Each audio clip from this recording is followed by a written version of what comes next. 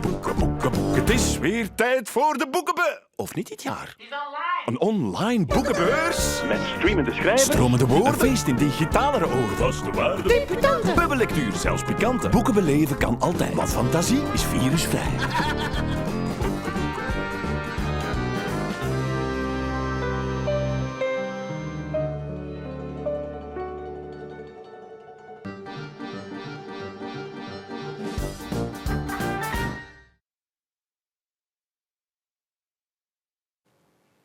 Zo weinig tijd en zoveel om te lezen. Normaal gezien zouden hier 125.000 bezoekers zich verdringen rond honderdduizenden boeken en 1000 auteurs, maar dit jaar helaas geen boekenbeurs. We weten allemaal waarom.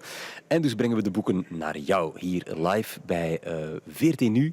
En elke dag ook een korte samenvatting op 1 om 10 uur. Check dat zeker morgen ook even. Je kan alle interviews die je hier ziet trouwens ook in korte stukjes opgeknipt herbekijken via VRT Nu. En als er al eens Engels of Frans gesproken wordt, want dat gaan we ook doen, dan vind je daar ook de ondertiteling bij terug. Dus zeker en vast daar eens gaan checken, nu of achteraf. Misschien is het volgende boek wel iets voor jou. En ik heb nog geen exemplaar gekregen, dus heb ik het even op een kartonnetje geplakt. Het is net vertaald. Het is een boek dat al een paar jaar uit was in Amerika. Het is het boek van Neal en Shusterman. Het heet...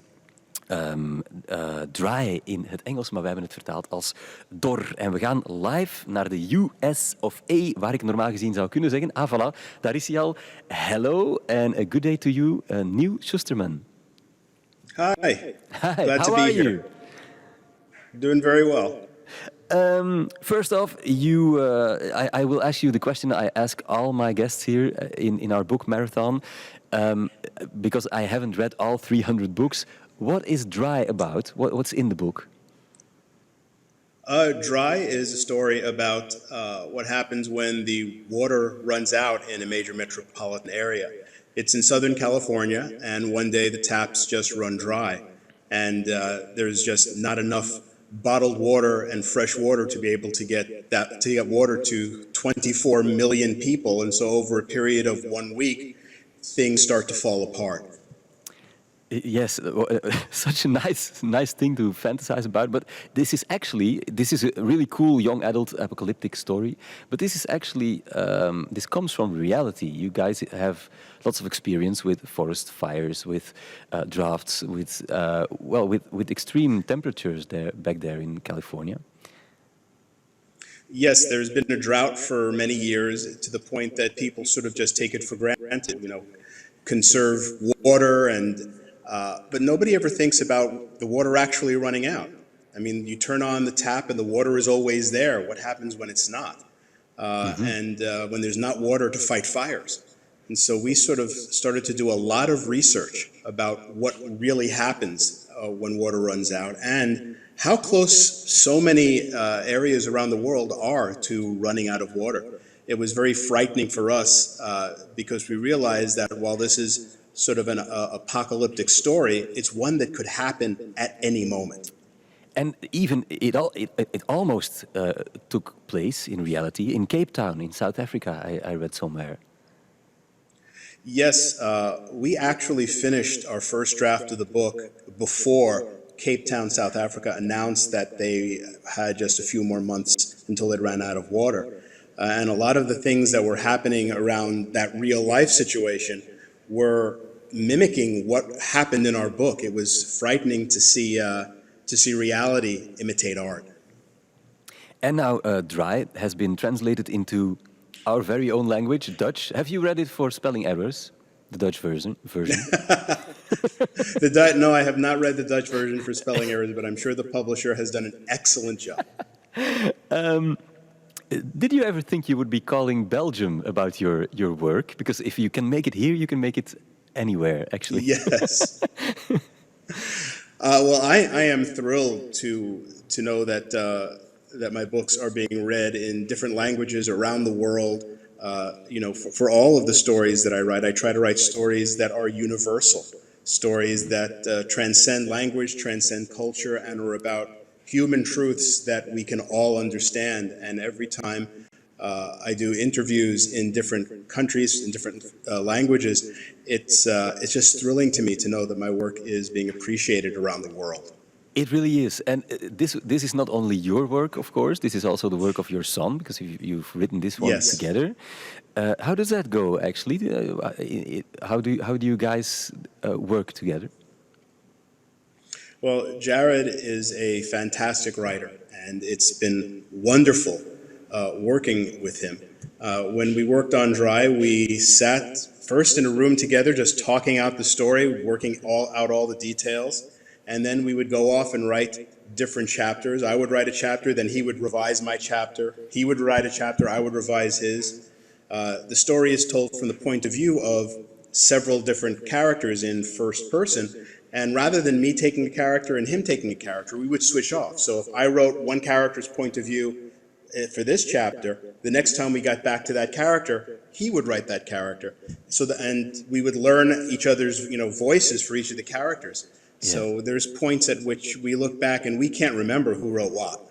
That's such a cool dad-son thing. Other dads take their boys to soccer or go hunting, but you guys started writing together. Did it ever result in any fights or discussions? No, we had a really great working relationship. I think, any fights we had were never about the book, just more father-son stuff, But when we came together professionally, it was a fantastic collaboration.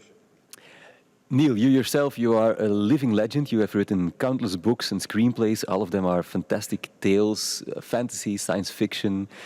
Where does all that come from? Where do you get your inspiration? I have no idea. I have a weird brain. Well, even though you write fiction with a huge amount of imagination, almost all of your books also seem to contain some kind of message, like this one, Dry, is about climate change, about droughts, about our use of water. Is there like a general message, general warning you're trying to convey throughout your work? Mostly, rather than giving specific messages, I try to pose questions. I try to ask readers to think about things in different ways. If there's one message that the stories all seem to have, it's the idea of perspective. That we need to look at situations from all different points of view.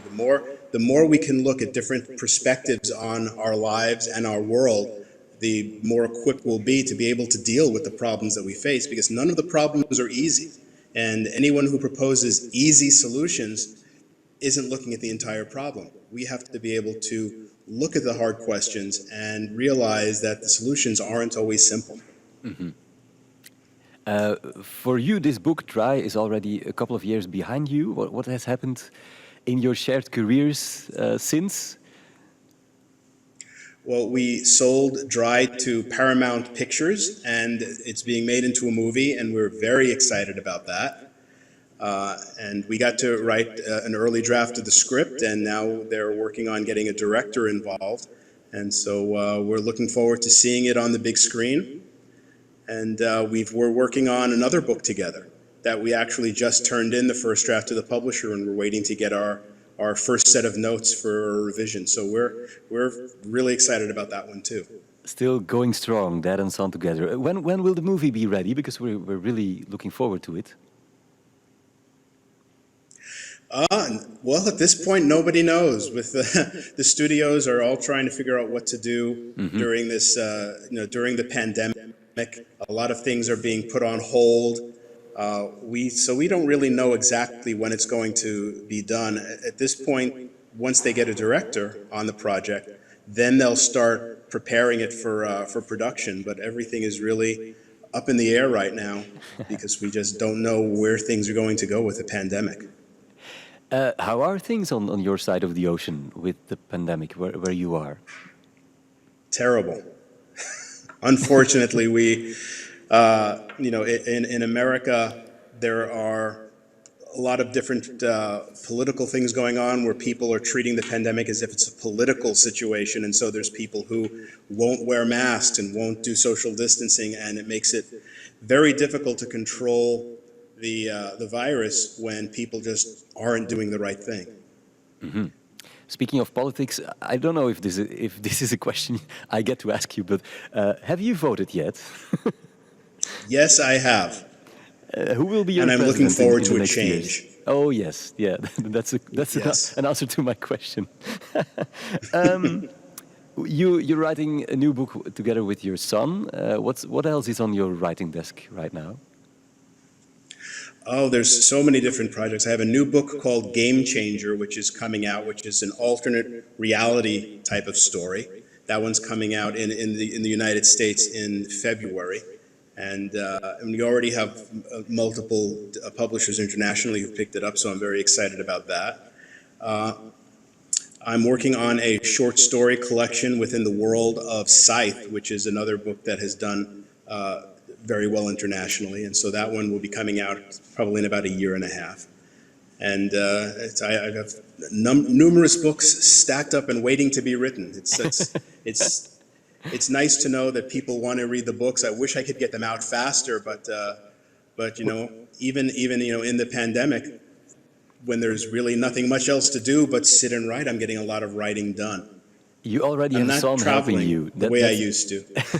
You already have a son helping you. That's more than most writers can say. So maybe Yes. that makes it a lot easier. You're not only a writer, of course, but also a reader. What do you like to read yourself? And have you read anything you can tell us about in the last couple of weeks or months that we should read? Oh, well, you know, I was lucky to be chosen to be one of the judges for the National Book Awards, which was the American Book Awards. And so I read, hundreds and hundreds of books over the past 6 months. And we narrowed it down to 5 that are the 5 finalists for the award, which is being announced later in the month. And so some of those titles are... trying to think of there's The Way Back, which is a fantastic story. I have the book sitting right here, and the titles are just flying. It's no problem at all. We already have one we can read, and we're of course going to read Dry or Door in Flemish, written by you and your son. And when this is all over, I hope to welcome you at the book fair here in Antwerp next year, or the year after, or the year after that. That would be nice. I would love to. I would love to be able to come. Our kind regards to Jared, and for now, Neal Shusterman, thank you so much for telling us about your book.